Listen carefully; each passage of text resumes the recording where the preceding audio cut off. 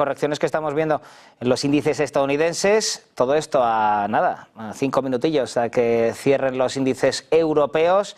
Vamos a saludar ya a Juan Enrique Cadeñanos, analista independiente. Muy buenas tardes. ¿Qué tal? Muy buenas tardes. Gracias por estar hoy con nosotros, Juan Enrique. Bueno, sentimiento de mercado en estos 2 últimos días de año. No, la verdad que mucha apatía, volumen de contratación bajo, relativa volatilidad debido a este volumen de contratación, festivos, cierres de años, cierres semanales, una intrascendencia que hay lógica, por otra parte, a esos movimientos, en los que vamos viendo cómo el Standard & Poor's se mantiene con cierta estabilidad. Es verdad que poquito lejos de esos máximos alcanzados en semanas anteriores, pero como digo, con bastante buena estabilidad, recuperando parte del terreno perdido en estas últimas sesiones y sobre todo en estas últimas semanas. Y todo esto lo que hace es, hablo del Standard & Poor's, pero podríamos hablar de cualquier, en este caso, índice americano, al igual que la parte europea de la misma manera. En el caso del DAX, por ejemplo, recuperando gran parte de ese terreno perdido, aunque es verdad que con cierta volatilidad negativa, pero principalmente debido a esa bajada del volumen, ¿no?, de contratación por estas últimas sesiones, y esto es lo que hace que veamos, ¿no?, pues esa volatilidad inmersa dentro de los precios, y a la espera de ver cuál es el comunicado que acontece en este caso, ir poco a poco por parte del gobierno americano, cuáles son las medidas, en este caso, que se quieren implementar, y, como digo, ir poco a poco en relación a estas referencias. La jornada, estábamos viendo por ahí, por ejemplo, Palantir, por ejemplo, MicroStrategy, ha sido alguno de los protagonistas, pero el que más ha protagonizado, sobre todo en Estados Unidos, ha sido Boeing, tras ese fortísimo accidente aéreo ayer en Corea del Sur. Boeing, que era el fabricante de ese 737-800, hoy ahora un poco en el punto de mira. Sobre todo se va a abrir por parte del gobierno de Corea del Sur una investigación.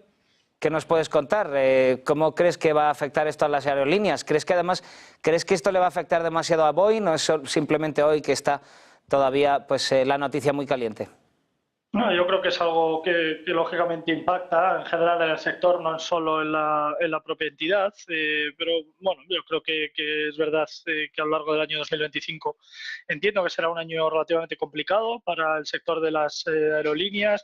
Ese aumento de deuda o esa implementación, en este caso, de las cifras de deuda, tanto por parte de Estados Unidos como de Europa, lógicamente tendremos que verlo reflejado, que se ve en la parte del consumo, en la parte del PMI, pero también lo veremos en la parte del IPC, y veremos a ver cómo todas esas medidas irán impactando de forma negativa las cifras de desempleo, en esas cifras de paro que irán en aumento tanto en Estados Unidos como, por desgracia, también en la parte de Europa, y esto obviamente impactará negativamente en ciertos sectores, sobre todo ciertas economías, y la parte aerolínea será una, yo creo, de las más afectadas a lo largo de todo el año 2025, un sector que personalmente no tendría como sector de referencia en nuestra cartera, y tampoco en la parte de seguridad.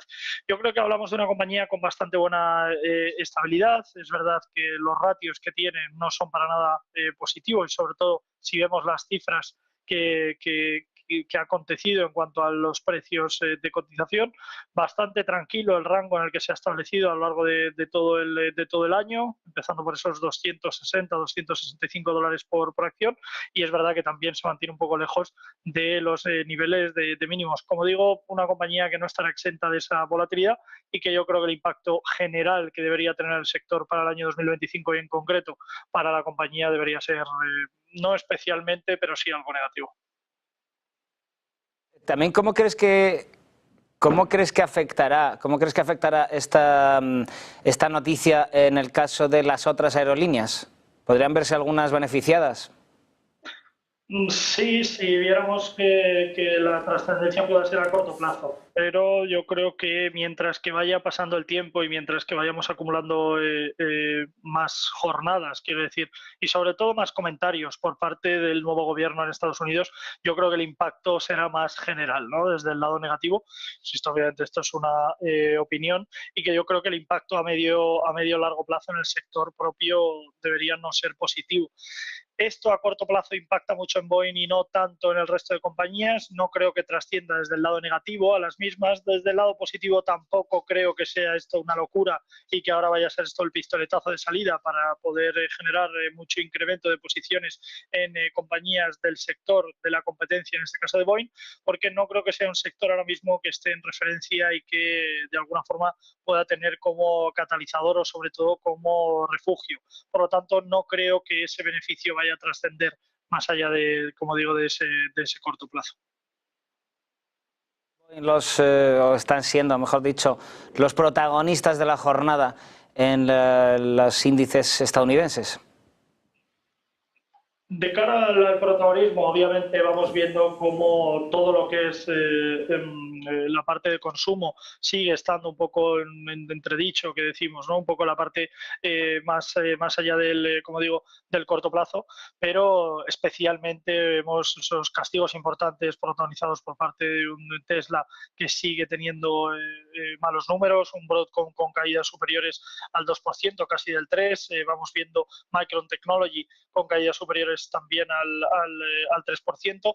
En general, salvo Nvidia, vemos como el sector semiconductores sigue siendo uno de los más perjudicados en estos tramos, sobre todo en estas situaciones en las que iremos viendo, lógicamente, esos pequeños reajustes, esos pequeños balances, pero en general ya digo que salvo la parte de gas, salvo la parte que podamos tener de materia prima directa, como puede ser la parte energética o la parte de petróleo, que sí que vemos ciertos números positivos, como podía ser el caso de OG Resources y como podemos ver especialmente con subidas superiores al 5% en EQT Corp. El resto de compañías, salvo Nvidia, vemos como tienen un protagonismo especialmente negativo y, como digo, bueno, principalmente comandados y liderados por, como digo, en la parte semiconductores, la parte de software, la parte de comunicación, en general de toda la parte tecnológica es uno de los principalmente perjudicados. ¿Qué valores te vas a estar fijando, sobre todo en esta entrada de año? ¿Cuáles crees que van a ser los sectores en los que hay que tener el punto de vista puesto? Tanto si es en algo positivo como negativo. Tenemos ahí esos potenciales aranceles estadounidenses, tenemos un inicio de año que podríamos ver un acercamiento de paz en Ucrania, pues tenemos muchísimas potenciales noticias. ¿Cuáles crees que son los sectores en los que hay que fijarse en este inicio de 2025? Yo creo que en general la parte tecnológica, la parte electrónica, si bien de forma normal y de forma estandarizada podría ser uno de los principales protagonistas desde el lado positivo, no creo que esto vaya a ser el caso para, como digo, las primeras semanas o incluso primeros meses del año 2025. Sabemos por parte del propio Donald Trump que su gobierno normal va a tener un impacto positivo en cuanto a precios, sobre todo con aumentos progresivos de deuda. No han hecho referencia a que la deuda vaya a disminuir, por lo tanto yo creo que el sector del consumo debería ser uno de los principales protagonistas desde el lado positivo, y la parte tecnológica debería ser especialmente perjudicada un poco por todo lo que ha acontecido en este caso con esa situación de aranceles, con todo lo relacionado con la parte asiática y bueno, un poco el bloqueo que pueda tener, como digo, sobre todo con esos primeros meses. Pero yo creo que la parte tecnológica, semiconductores y todo lo que es la parte de comunicación debería ser especialmente perjudicada en este escenario. Veremos a ver qué ocurre con los tipos de interés para ver, por un lado, la parte de consumo, como ya hemos hablado, y por el otro, la parte financiera en general, especialmente los bancos. pero yo creo que iremos viendo poco a poco cómo esos sectores protagonistas en Estados Unidos, que siguen teniendo un impacto y un peso muy importante en el PIB propio de Estados Unidos, que será lógicamente la nota que vaya a seguir, pero para ello tendremos que ver cuál es la hoja de ruta, cuál es la guía principal por parte del gobierno de Estados Unidos y de una Reserva Federal que lógicamente también tendrá mucho que decir. Las claves nos vamos a quedar. Juan Enrique Cadiñanos, muchísimas gracias y feliz año. Gracias a vosotros, un placer como siempre. Ahora vamos a hacer una pequeña